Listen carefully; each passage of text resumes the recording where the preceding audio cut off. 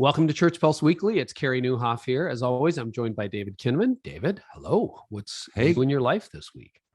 Hey, Carey, how's it going? It's good to see you. It's going really well. Nice to be back at work. What's your favorite season? Have I asked you that? I don't think so. I don't know. Each season has such a interesting kind of thing for me. I mean, there's different reasons to like, each of the seasons. We have a good friend named Craig Springer who leads Alpha. And I once asked him what his favorite season was. And he's like, I don't know. There's different reasons for it. And I was like, wait, you're not your favorite? Spring is not your favorite? And he's like, no, not necessarily. And I was like, dude, your name is Craig Springer. And so anyway, he may listen in on this one. He may not, but it made me laugh because he's like, I've never thought about the fact that spring is in my last name. So there you go. Wow. I think winter is probably my favorite. My birthday is on Christmas Day, which explains my Messiah complex, I like to say. The month of Kinnaman. I'm sure in some culture somewhere it's the month of Kinnaman. you got to Google that. Yeah, it's not even. It's winter. Really? It turns out it's not even the day of David, because by the time we get around to celebrating my birthday, it's about 10 p.m. We often have the birthday cake like after midnight. So on December 26th, I told my mom last year, who always likes to make it's one of the great benefits of having a Christmas birthday is that you're always with your family. You always have the day off if you're not a pastor. So I told my mom last year, who always likes to make a big cake for me, I was like, hey, my one wish is for it to be done before 10 p.m. And we still didn't make it. There you go. Oh, well, that's good to know. Yeah. And in California, winter feels a lot like summer. So there you go. Right. Exactly. Not a big difference. Well, we are heading into the fall, which is my third favorite season. I think summer's my fave. I love it. So I'm in moderate mourning now that August is ticking by, but hey, we'll survive, and God willing, we'll do it again next year. But that means like volunteers, and I don't know what you think about this, David. Feel free to disagree, but I think this fall will be the real test of the system. I know we got Delta surging, et cetera, a lot of uncertainty, but it almost feels like the season where this is the closest to normal we've had in a couple of years. And so it's like the waiting period isn't entirely done, but it is largely finished. And it will be an interesting thing to see what happens this fall. Agree or disagree?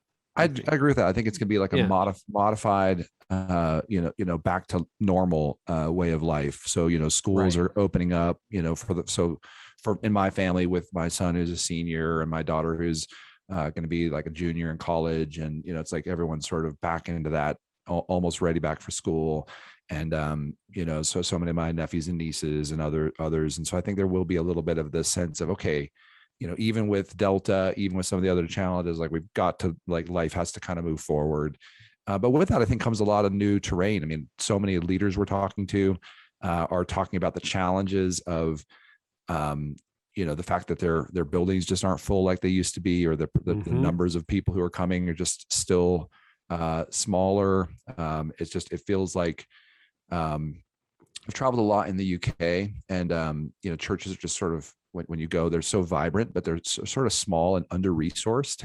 And they're like, a big church there is 100 or 200 people. And so it kind of feels like, we're kind of taking a dose of some of the medicine that other Western countries have taken here in the States and North America. Obviously, there's still huge churches, lots of people. But I think this is, we talked about this in the very early months of the pandemic on this program, that I was concerned that there would be these habit forming ways of the pandemic shaping people's expectations and experiences. So we're here today to talk about volunteers and lay people and lay engagement. And, everyone's just trying to hold on, even in coming back to a modified normal. It feels like church leaders are going to have a harder time sort of mobilizing people. And we're already hearing that from leaders. So. Yeah. And we are going to go there with our guests today. But what are some recent stats on your mind about volunteering, digital volunteers, which is sort of a new category, right? That's always historically been kind of a staff thing. Maybe you have some people manning a digital prayer line or something like that. But share some of the data that you've been looking at as we get ready for the fall. Well, there's two things I'd like to sort of cover. One is we got just a couple key stats that we've been looking at in sort of since the pandemic.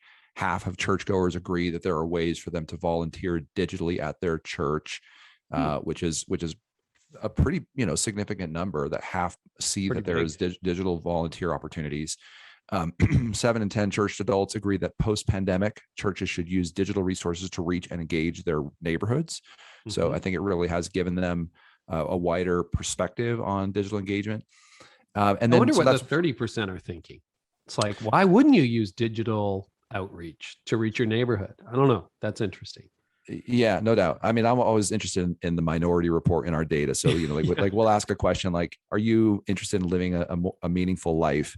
And, you get like 76% who say yes. And you're like, what in the world are you other quarter of adults thinking? So, because my mind immediately went to what? Are you against billboards? Are you against flyers? Are you against talking to humans? Like why only 7 in 10? But okay. Anyway. Yeah. I mean, I think those are some interesting things to tease out in future research. So the last thing I'd like to just point out before we get into our discussion today is that, I'm a firm believer that the church exists not just for a bunch of consumers, but for participation, for, the vocation of all believers, the priesthood of all believers, that the most effective churches actually engage people across a range of things, to be prayers and intercessors, to be givers and generous, to be on mission with Jesus in terms of evangelism, to be impacting, the poor and the least of these, and so many other ways, and to be volunteering and engaging, and not just sort of in perfunctory or, like, hey, what the church really needs is someone to direct traffic and the parking lot, or what the church really needs is someone to serve the children, but things that are consistent with gifts and callings. So for many years, we've seen the challenge of this. And I want to cover just 3 quick stats that I think sort of illustrate this. In a study we did called Better Together, we looked at pastors' perspectives about lay initiatives, lay people, volunteer-driven initiatives. And so here's 3 different questions that we asked. So I prefer lay initiatives to new church programs. I prefer lay initiatives to new church programs. 92% of pastors said they agreed with that. I prefer lay initiatives to new church programs. Pretty amazing, right? Like this, pastors get the idea that lay programs, lay effort, lay people are at the heart of this. For our church to be healthier, question number 2, for our church to be healthier, lay people must take more responsibility.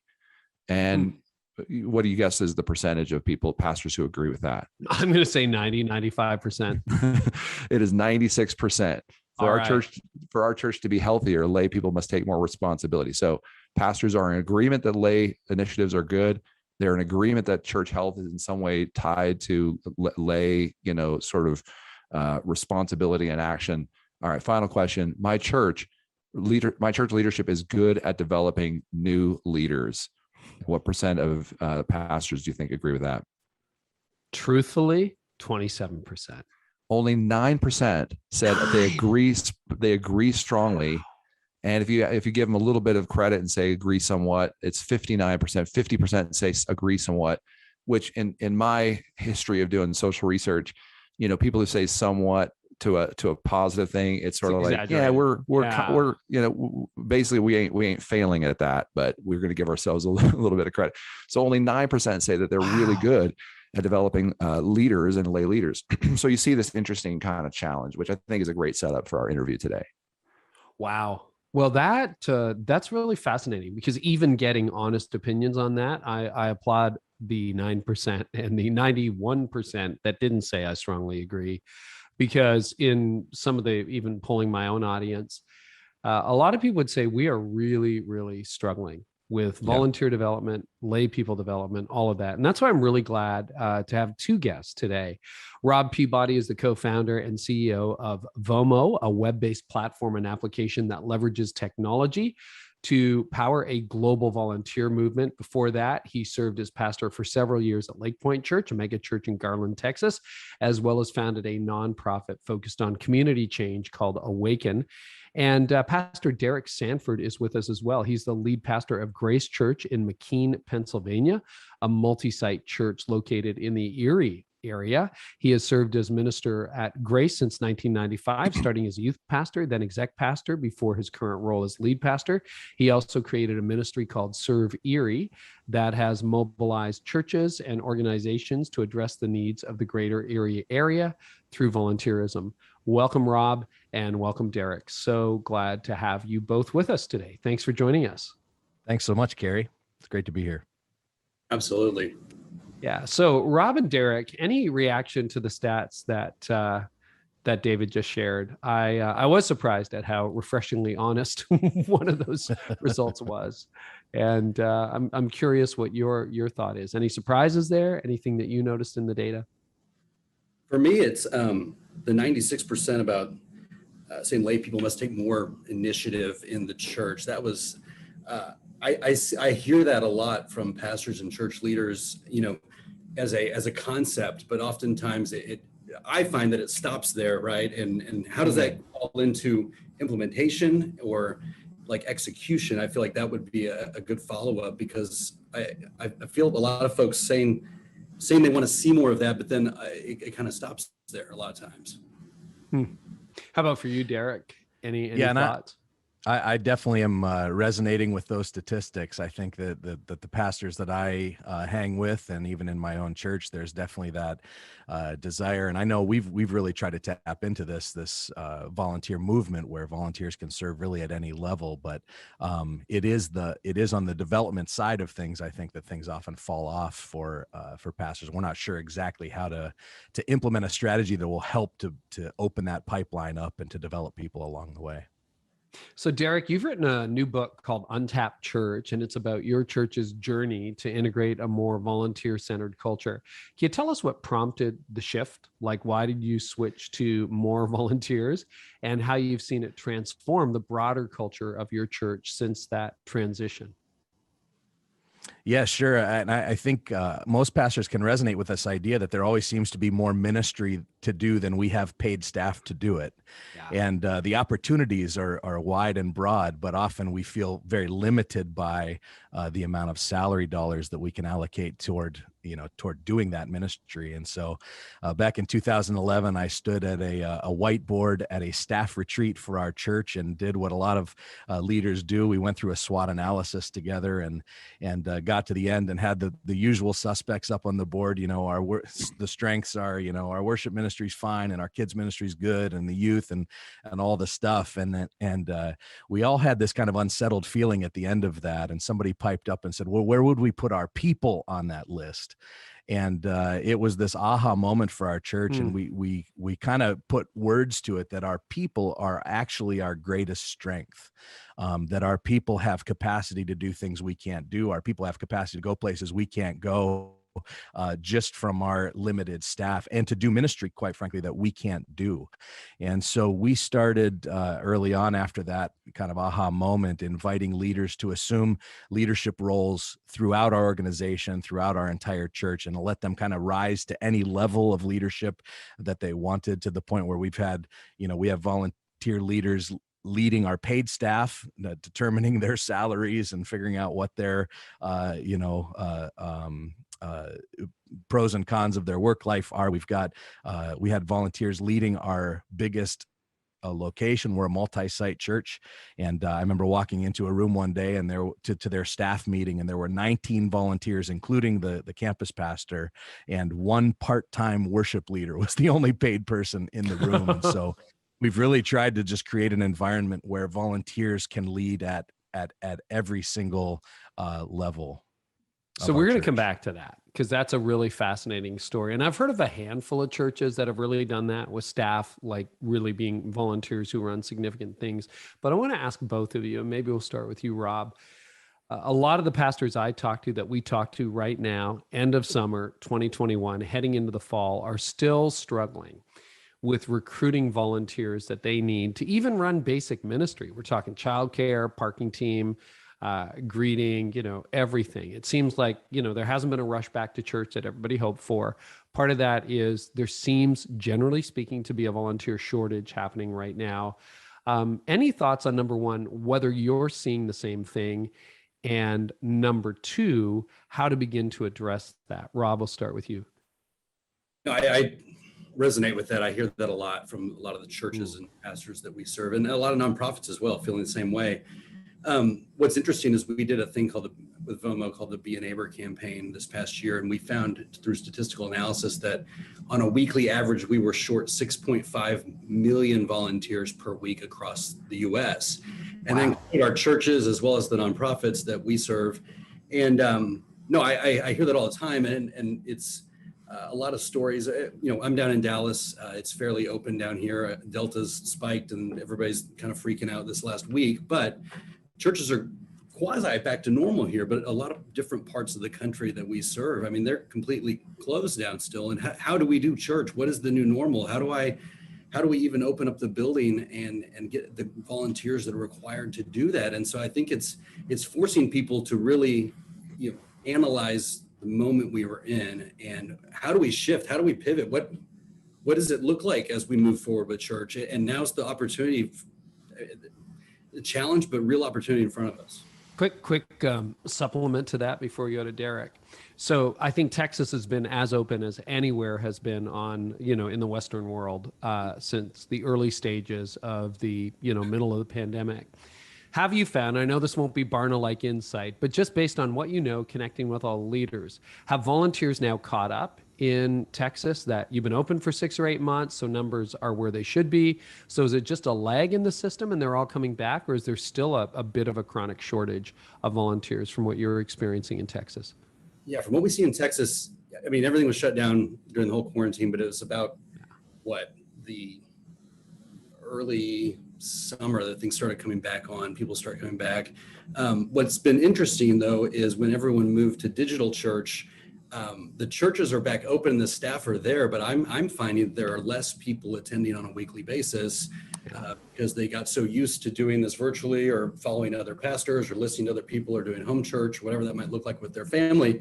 And so, yes, the churches are more open and there are enough volunteers back to run the services, but it's the same story. It's like, wow, there used to be a lot more people in the room, and now there's 50% of what used to be here. And are they coming back? Is this the new normal? How do we minister to those people remotely? So yeah, I would say to answer. So the volunteers are adequate for what they have, but there's just a lot fewer people. Right. Gotcha. So the ratio is kind of the same. It's just a smaller number. And if you've ever been to Texas, everything really is bigger in Texas. So the fact that Texas is running at 50% is telling something. Yeah. Derek, your take on that and the volunteers. I'd add on too. I mean, I think that right sizing concept is important, because I know for us, when we started to open back up, it was like, I think we had in our minds that we have to get back to those pre-numbers. So we need the same number of people out in the parking lot and the worship team and the cafe and like all the and it's actually for less people that are coming, you actually need less volunteers. And so this idea that we can right size the number of volunteers that we're bringing back in based on the number of people who are coming.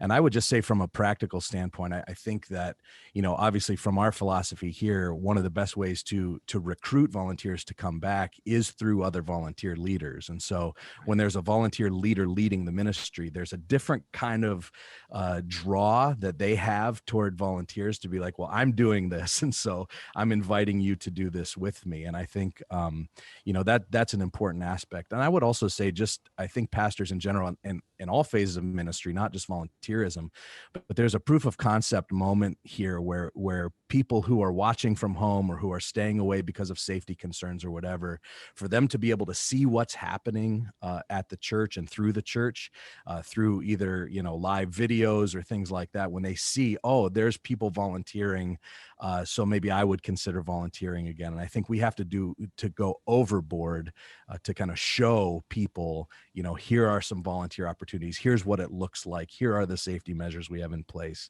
And as people see it and see, okay, I could serve in that kids ministry again because I just saw another volunteer doing it on a Facebook Live or whatever. I think that's an important, a step that we can take right now. David, I know you're the co-interviewer here, but it's interesting, and you hinted at this in the intro, and I know this is a life passion of yours, but I'm looking back. I was a lead pastor for over I think 25 years, and have now been in the founding pastor role, which means I don't have an active day-to-day practice, but still very plugged into the local church. But I often realize, looking back on it, that I often thought of volunteering as staffing the church, people in the parking lot, people in the nursery. But David, you've had a real passionate commitment to helping people realize their spiritual gifting. And now, having been, mostly in my backyard for the last 15 months, just recently back at church, I'm like, yeah, there's a lot I can do in this neighborhood. There's a lot I can do equipped by the church, but independent of the church. Any questions around that, David, or thoughts you want to add to the mix? Because I think often as a pastor, it's easy to think that all the benefits of volunteering flow to the organization, flow to the church. And I'm not sure that's a biblical paradigm. Yeah, thanks for asking. It's something I am really passionate about. And I think in this moment of great skepticism for the church and stories and more stories coming out around sort of the rise and fall of churches, right? And the rise and fall of different leaders and the challenges of sort of building, sort of empire building, if we could call it that. And so, I think the most important thing for us to realize is that people notice whether you're in it and asking them to volunteer because it's serving your purposes as a leader, and it's sort of really self-serving versus enabling, equipping, empowering, helping people identify their deeper calling. Now, listen, there's a whole part of today's moment where people need to be called to sacrificial, sort of giving up something of themselves to be a part of the body. It's not just, sort of a community outreach club where we all try to just put our best foot forward and look our best in doing so. And as such, serving the kids, if you don't feel called to that, might be the best thing for you. But I think millennials, Gen Z, they're going to see through those things that are really about us building our own work and our own empire and our own sense of what it, sort of, if you're asked to be on the board and you're a lawyer, or you're asked to be on the board because you're, wealthy.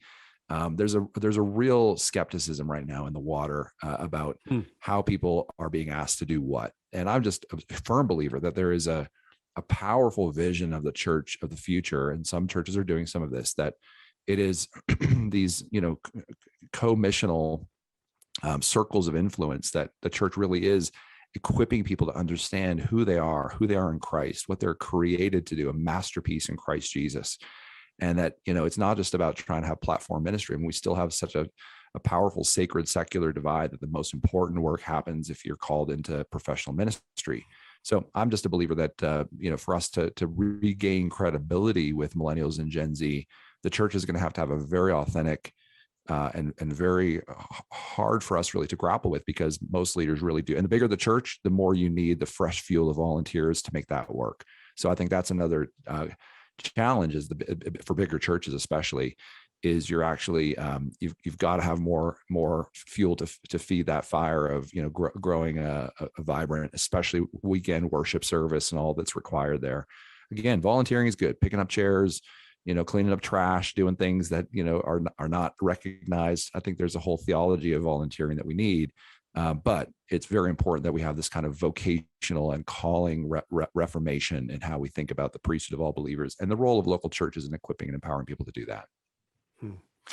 Really appreciate that framework, David. Derek, any thoughts on that? And Rob, do you think that this could be under the declining volunteer rates and the struggle for volunteers, particularly among, I think you're right. I think there's a bit of a generational divide.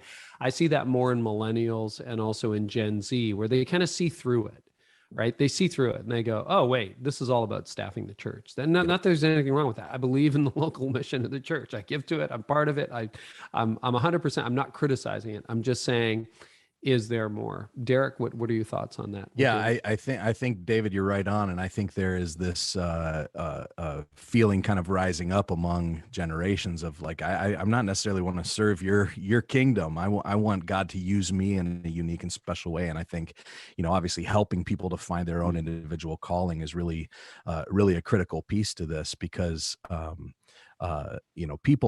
people understand what God has called them to. And I think for the church itself, I think one of the great plagues of the modern church is really copying. So when I was coming up, I've been in ministry for 26 years. It was Willow Creek, it was Saddleback, it was all those guys, and going, I want to take what they're doing and make it, bring it to my community. And today it might be Hillsong or Elevation or VOO Church or whatever, and people are copying. And I think one of the things about identifying and unleashing volunteers to do their thing is it gives each church a unique thumbprint because if you're investing in volunteers and helping people to find their localized calling, it's going to help your church to have a localized impact, because that they're not aware of what's going on at Elevation and all these places. They just want to do what God has called them to do. And so whether that's a local school down the street that they feel called to, or a city block that is particularly struggling, that they feel God's calling them to. And I believe by kind of raising up volunteers and helping them to find their calling, it actually gives each local church a local thumbprint that keeps us from copying other churches.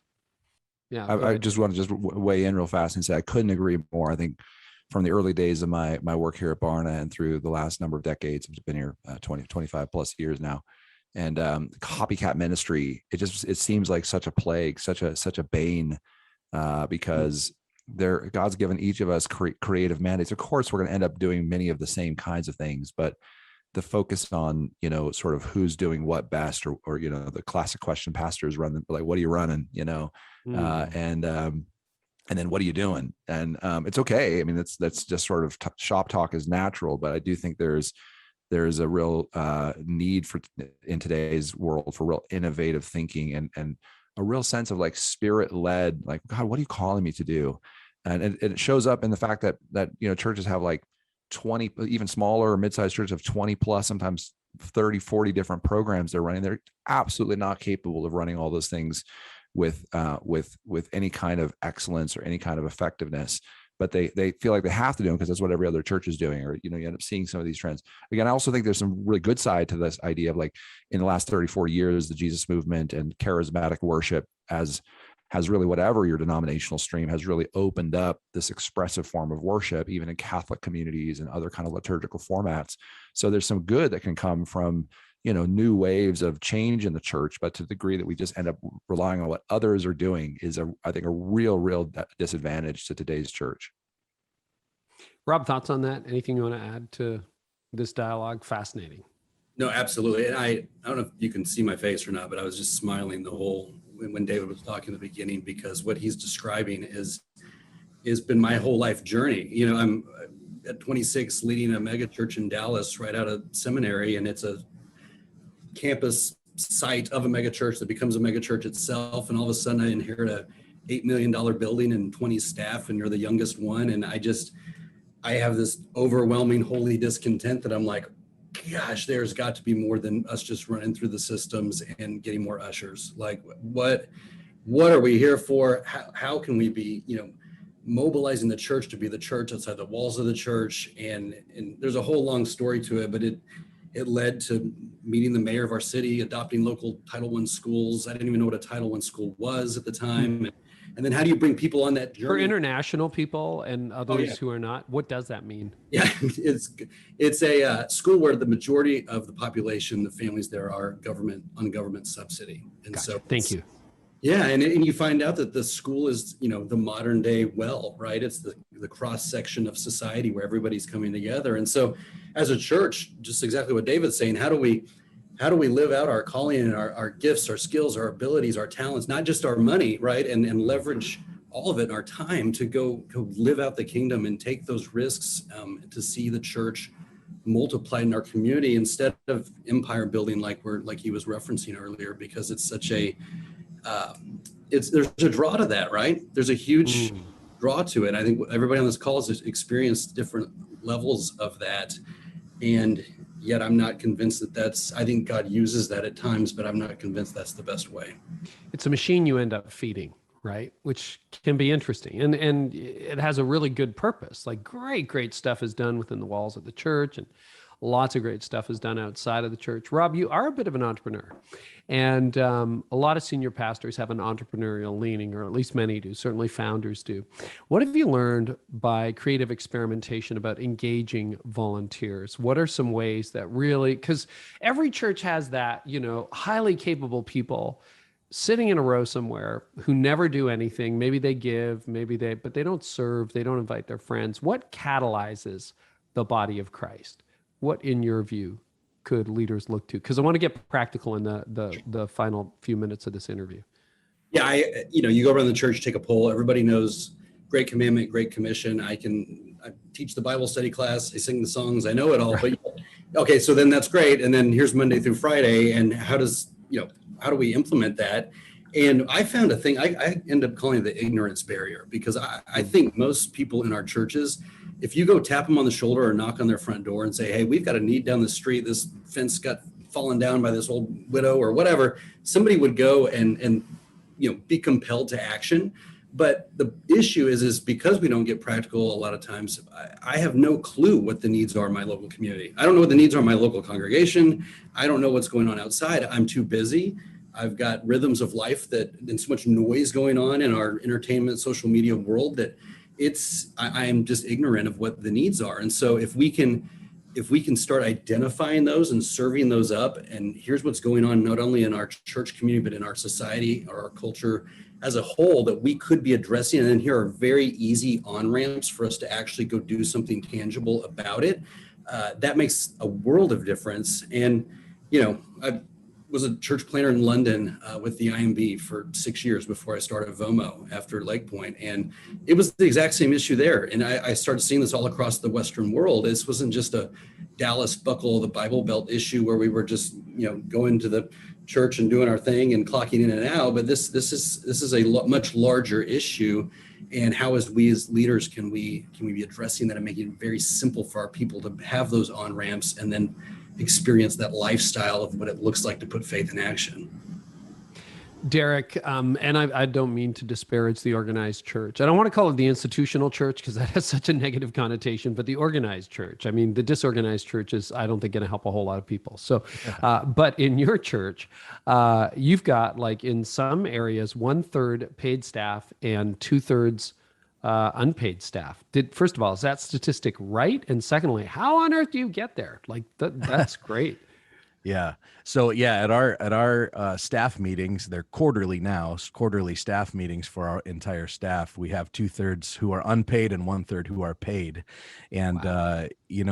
I know that, it looks like an impossible mountain to climb for some, but I think the biggest barrier that a lot of leaders have to get over, pastors particularly, is just to believe that it's possible. That pastors, I think, have become good at saying no for people. And what we found early on is that we would ask people to do big things, beyond the parking lot, beyond to sit at important tables and make important decisions. And I was shocked by how many people said yes. And, our journey has been to really very practically, I mean, the whole second half of my book is very practical. It's like a workshop, but, the first big decision that we had to make is to treat people like staff. And it really kind of honored them and gave them authority. So we gave them business cards. We gave them church email addresses, name tags on Sunday. They have to fill out vacation request forms when they're going to be away. I mean, these are volunteer leaders that are telling us when they're going to be away. We basically just said, we're going to eliminate the line that exists between paid staff and volunteer staff and just treat everybody as if they're their staff. One of the practical decisions we had to make was to move our staff meetings to the evening. Our staff was comfortably meeting on Tuesday afternoons at 1:00, and all of a sudden those meetings were, Tuesday evenings at 5:30, so that people who had real jobs who were part of our staff, could come to the staff meetings and that sort of thing. So there are some practical things that we did along the way to kind of nurture that, nurture that culture. It has allowed us to kind of be where we are and really to do more ministry than I ever thought possible. The book, if now people's interest is tapped, just to remind you, is called Untapped Church. So yeah. Fascinating, and more than we can cover in a 40-minute podcast. David, any closing thoughts or questions for Derek and Rob? Well, Derek, I'd love to know sort of what was the why behind making that shift between blurring those lines. It's such a beautiful vision of kind of a church unleashed. Yeah. I mentioned earlier, I mean, I think that this moment where we said we have more ministry than we have paid staff to do, there's more things that God's calling us to than we can pay for. I think that just expanded vision of, man, we have a community to reach here that there's no way that we could ever pay enough staff to do what we believe God's called us to do. And so we just began tapping people on the shoulder and saying, would you consider this aspect of this calling? And they all started saying yes. So we just brought them into the room and really wanted to elevate the importance, give them the authority to do that. Not that they needed it from us, but in some ways people feel like, well, unless I've got, some sort of authority to do this, I'm not going to do it. And so we tried to just be that backbone for them and allow them to step into what God called them to. That's great. Rob, any ideas for small churches? I mean, you both have an experience, and David and I, with larger churches. What about the normal size church? 100 people, 50 people, 150 people, 1 or 2 paid staff max. Any ideas on engaging volunteers there that could be super practical for them? Yeah, we saw a lot of this brought into focus during the first quarantine of COVID. And what we ended up doing at VOMO is offering our platform for free. We did it with Right Now Media to any church that want to come in. And so we have a lot of smaller churches that are using it to do exactly what, the end goal is what Derek is speaking of, but how do I get there with 2 people on my church staff? And I need an operating system, right? We know that every person in your church is going to have access to a smartphone. Just statistically speaking, they touch the phone 2,700 times a day. So if we can put all the needs and the activation points in the palm of their hand and help them move from becoming consumers to producers, right, in the local church and the local community, that's using technology in a redemptive way. And so a lot of our small churches, that's what they're doing. And then VOMO becomes the operating system of how do we get not only volunteers for the services and the kids ministry, but then how do we activate them in this journey of the average, normal, everyday person going out and putting action to their faith right where they live, according to their calling. So that's how we've done it through our technology. And we saw a big shift from churches who maybe never had online giving or maybe never had a platform like this or even websites, because now they got to figure out how do we do virtual streaming services. And so that challenge has brought this big opportunity for us. And so we love having the opportunity to serve those churches and say, okay, here's a way to take it to the next level and get the volunteers you need to have your services. Super helpful. I think this addresses the immediate need, which is for a lot of churches, we don't quite have enough volunteers, but it's also an invitation to rethink. What does that even mean? What are we doing? What are we doing in really exploring people's gifts rather than just maybe exploiting them? What are we doing in terms of really equipping people to serve the world, not just the needs of a particular location, et cetera? So Rob, people can get access to VOMO at vomo.org. Is that correct? That's correct. Or they can download it in the App Store. Okay, great. So it's vomo.org or the App Store. And then the book from Derek is called Untapped Church. Rob Peabody, Derek Sanford, thank you so much for being with us. David, we got something exciting talking about mobilizing people. Barn has got a brand new cohort on activating missions. It's CoLab, a 6-week learning cohort designed to help you figure out how to prepare your church for an impactful missions future. Any quick editorial on that and why you're doing that? Yeah, we're really committed here at Barna to taking research and turning it into action for local church leaders. And in the spring, we ran a couple different collabs, cohort learnings, 6 weeks, and really powerful insights. Several hundred churches in each of these collabs, but lots of at-home work, sort of facilitation, deep learning, reading, sort of taking the stats and turning them into action. So in this case, we're talking about global missions. Even coming out of COVID, how do we, sort of think about the broader world? A lot of churches need a holistic strategy for missions. So we're excited to host this upcoming cohort, and you can learn more about it at our website, barna.com. And so, yeah, we're trying to innovate some learning models for church leaders to take some of this research and really turn it into action, as we talked about earlier, sort of not just to copy others, but to actually create your own strategy, your own insights to action framework. So we'd love to have you join us. Well, I love that, David. My guess would be that people who are activated globally would tend to be active locally. Once you really activate people, and everybody's got a different thing that opens their hearts. For some, it might be international as the first ticket to really helping them understand, hey, I've got a role in this, rather than just sitting and consuming or attending or scrolling. So if you're interested, you can go to barna.com/collab and use the promo code ChurchPulse15. That's ChurchPulse15 at barna.com/collab if you want to be involved in the Activating Missions Barna collab. So there's time limits on that, but it's live, interactive, and we'd be very excited to see you there. Thank you so much, Derek and Rob, for joining us today. Thanks to all of you leaders who continue to lead through these really interesting times, these very challenging times. We're in your corner. Be back next week with a fresh episode. If this one helped you, as I hope it did, share and subscribe. Let us know on social, and tell a friend.